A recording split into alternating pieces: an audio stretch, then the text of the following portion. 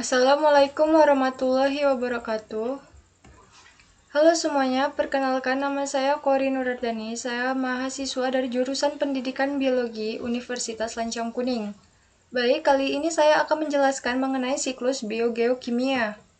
Apa itu siklus biogeokimia? Peredaran bahan abiotik dari lingkungan melalui komponen biotik dan kembali lagi ke lingkungan dikenal sebagai siklus biogeokimia.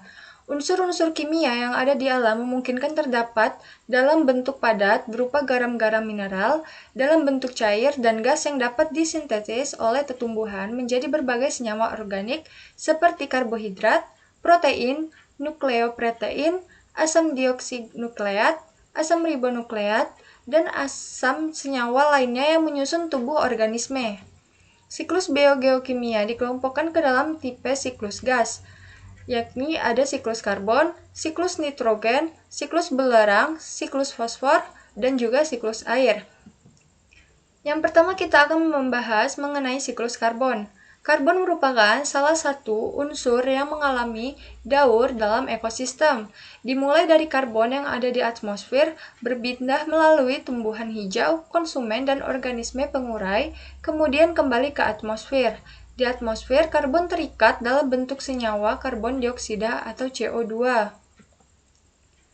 Pada ekosistem dengan komunitas tumbuhannya sempurna dan keanekaragaman spesies tumbuhannya tinggi, maka produksi karbon dioksida baik oleh organisme pengurai, proses respirasi maupun penggunaan bahan bakar fosil akan diimbangi oleh proses pengikatan karbon dioksida oleh tumbuhan. Hal demikian menyebabkan ekosistem hutan hujan tropis memiliki kemampuan yang lebih besar dalam mereduksi pencemaran udara, khususnya yang disebabkan gas karbon di udara. Telah diketahui bahwa meningkatnya kandungan karbon dioksida di udara akan menyebabkan kenaikan suhu bumi yang terjadi karena efek rumah kaca. Panas yang dilepaskan dari bumi diserap oleh karbon dioksida di udara dan dipancarkan kembali ke permukaan bumi sehingga proses tersebut akan memanaskan bumi. Berikutnya siklus nitrogen. Apa itu nitrogen? Nitrogen merupakan unsur yang penting dalam kehidupan. Unsur dari asam amino yang membentuk protein dan nukleosida, serta sebagai bahan penting yang membentuk asam inti di dalam sel. Menurut Odum pada tahun 1993, sumber utama nitrogen adalah udara, sedangkan organisme hidup memperoleh nitrogen dalam bentuk garam nitrat, kemudian diasimilasikan pada sitoplasma dalam bentuk protein sebagai cadangan pangan. Daur nitrogen. Pengubahan amonia menjadi nitrit dan nitrat disebut nitrifikasi. Proses selanjutnya adalah denitrifikasi, yaitu pengubahan nitrat menjadi gas nitrogen. Adapun pengikatan nitrogen secara kimiawi dikenal sebagai proses pengikatan elektrokimia yang memerlukan energi dari halilintar. Pada proses ini, halilintar melalui udara memberikan energi yang cukup untuk menyatukan nitrogen dan oksigen sehingga terbentuk nitrogen dioksida. Kemudian gas nitrogen dioksida bereaksi dengan air membentuk asam nitrat. Sebagian ion nitrat diserap oleh akar tanaman, sebagian asam nitrat akan mengalami denitrifikasi, dan sebagian asam nitrat yang lainnya menumpuk pada endapan. Selanjutnya siklus belerang.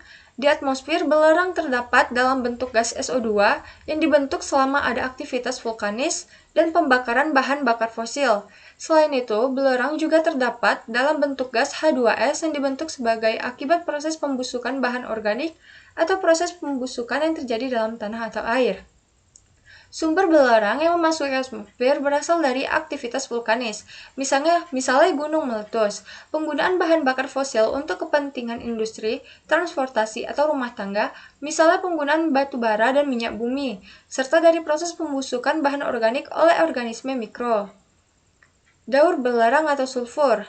Aktivitas vulkanis dan penggunaan bahan bakar fosil akan melepaskan belerang ke atmosfer dalam bentuk gas SO2.